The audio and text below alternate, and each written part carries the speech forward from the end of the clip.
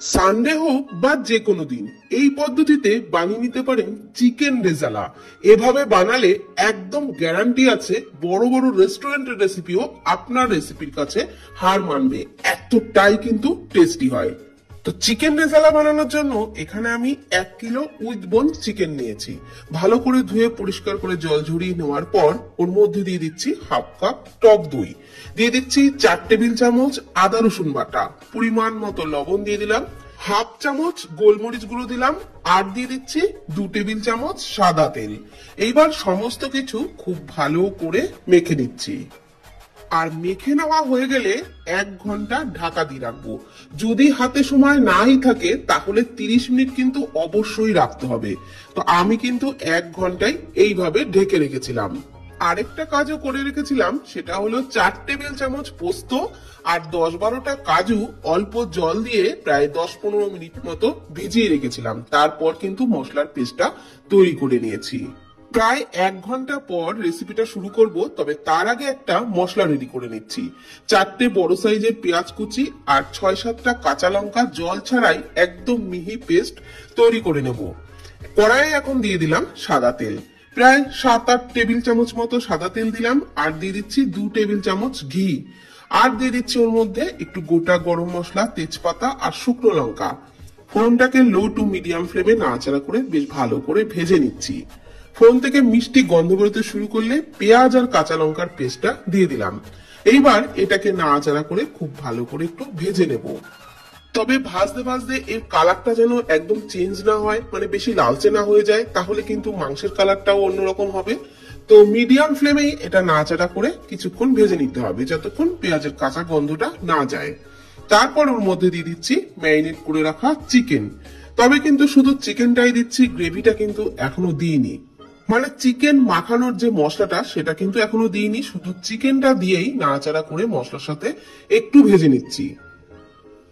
কিছুক্ষণ নাড়াচাড়া করে মশলার সাথে মিশিয়ে নেওয়ার পর ঢাকনা চাপা দিয়ে 5 মিনিট মতো ভেজে নেব। 5 মিনিট পর ঢাকনা তুলে নিলাম। দেখুন চিকেন থেকে কিন্তু আস্তে আস্তে জল বেরোতে শুরু করছে। তো একটু নাড়াচাড়া করে নিয়ে যে মশলাটা ছিল, মানে চিকেন মাখানোর যে মশলাটা ছিল, সেই মশলাটাকে এখন দিয়ে দিচ্ছি। আর ওটা দিয়েও খুব ভালো করে নাড়াচাড়া করে কিন্তু কষিয়ে নেব। আর এই রান্নায় কিন্তু আলাদা করে জলের ব্যবহার আর করবো না। চিকেন থেকে যে জল বেরোবে আর মশলার জলেই চিকেন সিদ্ধ হয়ে যাবে। তবে অবশ্যই ঢাকা দিয়ে দিয়েই কিন্তু রান্নাটা করতে হবে। আমি আবারও 5-6 মিনিট মতো ঢাকা দিয়ে রেখেছিলাম, তারপর একটু নাড়াচাড়া করে নিচ্ছি। এইভাবে বারবার ঢাকা দিতে হবে আর একটু নেড়েচেড়ে নিতে হবে, না হলে আবার তলায় লেগে যেতে পারে। এখন সুন্দর একটা ফ্লেভারের জন্য দিয়ে দিচ্ছি একটু কেশর।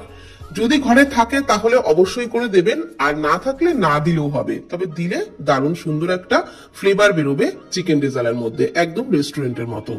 এইবার যে মশলাটা তৈরি করে নিয়েছিলাম প্রথমেই সেটা দিয়ে দিলাম, আর মশলার বাটি ধোয়া অল্প জল দিয়ে দিলাম।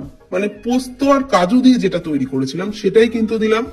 আর এই যে জল আর মশলা, এতেই কিন্তু চিকেন সিদ্ধ হয়ে যাবে। নাড়াচাড়া করে একটু ঢাকনা চাপা দিয়ে দিয়েই রান্নাটা করতে হবে। এক্সট্রা করে জল দেওয়ার একদমই দরকার নেই, তাহলে চিকেনের স্বাদটা কিন্তু নষ্ট হয়ে যাবে। তো ঢাকনা চাপা দিয়ে আরো কিছুক্ষণ রেখেছিলাম, এখন ঢাকনা তুলে নিলাম। প্রায় 10-15 মিনিট মতো কিন্তু আবারও ঢাকনা চাপা দিয়ে রান্নাটা করেছিলাম। এখন একটু নাড়াচাড়া করে নিচ্ছি। তারপর আমি এর মধ্যে দিয়ে দেবো 1 টেবিল চামচ চিনি। যেহেতু টক দই আছে সেই কারণে এইটুকু চিনি কিন্তু টেস্টের ব্যালেন্সের জন্য অবশ্যই করে দিতে হবে। তো নাড়াচাড়া করে চিকেনের সাথে ভালো করে মিশিয়ে নিলাম।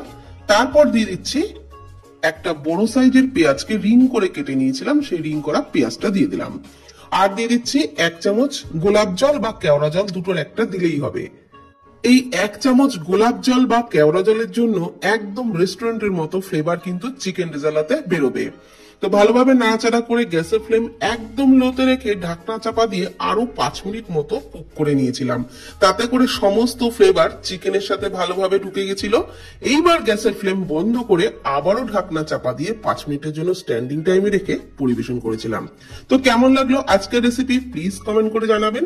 ভালো থাকবেন, সুস্থ থাকবেন, ধন্যবাদ।